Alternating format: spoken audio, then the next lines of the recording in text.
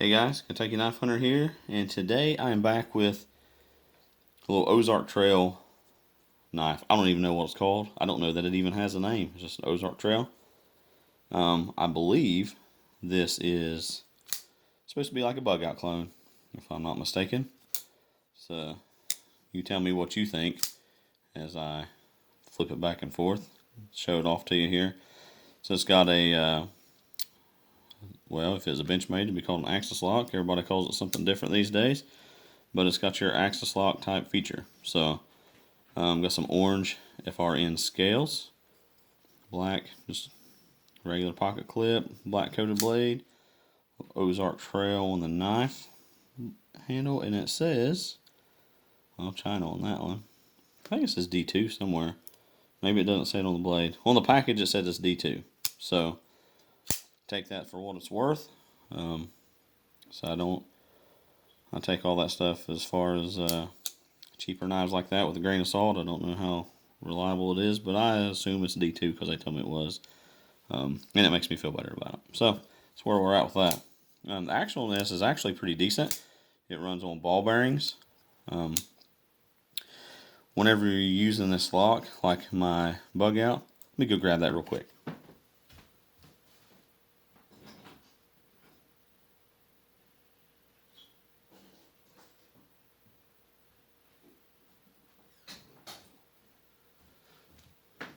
Alright, Bugout. I can work this lock with my thumb, and it works just fine. I can work it with my finger, and it works just fine. So, on camera, it doesn't work as fine as in real life. So, this is my Bugout. We'll just leave it there for reference. This one right here, if I try to pull it with my finger, you see that? It kind of jacks that bar sideways. If I try to do it with my thumb, it does the same thing. You got to put even pressure on both. I mean, when you do it, it works just fine. To be honest with you, I can't tell if that's plastic or if it's metal. So just be aware of that. So I figure I'd give you guys my honest take on this knife. I have packed it. I've packed it to work a little bit. I've not used it extensively, but I have used it a little. As far as the blade goes, it's just fine. It's very thin stock, especially compared to the stock on my Bugout. So it's not a Bugout. I'll just say that. As far as the size of it is pretty similar to a Bugout, just a little bit longer. I believe the blade is just a little bit longer than the Bugout. Yeah, just slightly. The Bugout blade is more wide, which I kind of like that better. This is a little bit more narrow. It is a hollow ground blade, so depending on what kind of cutting you're doing, you might like that better. You may not, but $10.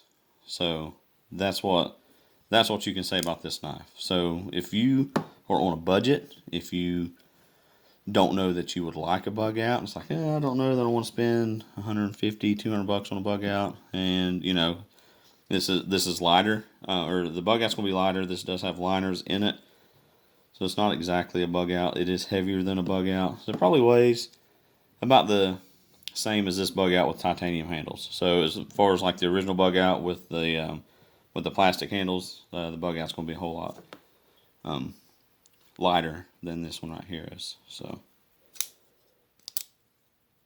but the action on it is not bad. Like I said, I do believe it runs on ball bearings. I'm still trying to get it broke in. I did oil and clean it a little bit, but it's like $9.97 at Walmart. So I thought, well, I'll pick it up, and then seeing that a lot of people was doing videos over this, so I thought, well, I'll chime in and give my 2 cents on it for what that's worth and let you see what I think about it. So, like I said, not packed it exclusively, but it's not a bad knife.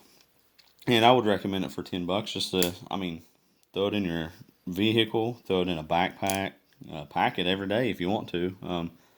I think it would be all right. It's not going to hold up to a whole lot of real heavy tasks. If you can see that, this is what I don't like about it. You see that gap between the blade and the handles? I mean, I don't have any like side to side, no blade rock in there. It's a pretty solid lockup, but there's a real big gap between that, and I just don't like that. So I don't put a lot of confidence in this knife. And I mean, after I used it, it might be a stinking beast for all I know, and it might be all right. But just looking at it and overall first impressions on it, it doesn't instill a whole lot of faith in me that I'm gonna be able to hard use that. So I mean, look at this. Everything is tight and solid. I mean, I got no play in there either, but there's no gap right here. It's like you go scale to blade to scale, and that just to me looks more robust, more well put together. But there's a big difference in the craftsmanship that goes in this, big difference in the price, big difference in the materials. Like I said, this I can tell this bar is pretty solid. I do believe this is some sort of metal. This I am not 100% positive. Feels kind of plasticky, feels really cheap. I don't know how well this is going to hold up. Too hard to use, and I don't think it will. So, but for just everyday, like breaking down boxes, stuff like that, opening packages, it'll do it. So, like I said, you don't want to spend the money on a Bugout, or you're not sure, $10, something, just to throw in the truck and beat around on, ain't bad. Recommend a Bugout over that any day. But like I said, pretty good budget knife, and it's really not done too bad for $10. So thought I'd give you guys a look at that, tell you what I think about it. Let me know what you think about it in the comments. If you like this kind of content, like and subscribe, and I will catch you next time.